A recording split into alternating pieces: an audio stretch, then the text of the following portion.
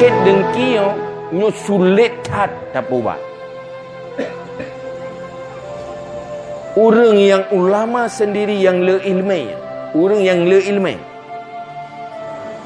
punya penyakit lain gebah, tapi yang hek hadbah yang ke penyakit dengki.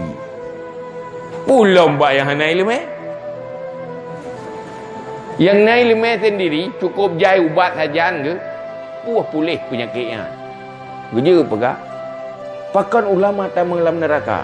Pungang ketinggai sembahyang, hana ketinggai sembahyang. Ketinggai puasa, hana ketinggai puasa.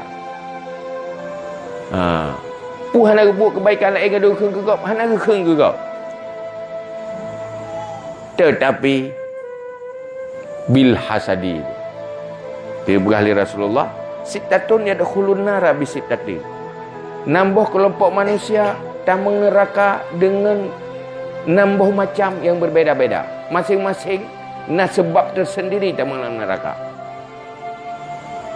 Punya pemimpin tamang dalam neraka kengen dosa hana sembahyang, kengen dosa hana puasa, tetapi dengan kezaliman dia tu umat dan tu rakyat. Orang mekat pakan tamang neraka, at-tujar bil khianah. Kadang kenyang menyuruh sembahyang getem, puasa getem, tapi bagi mitala ba menghalalkan segala cara. Habis kena pengegok tu.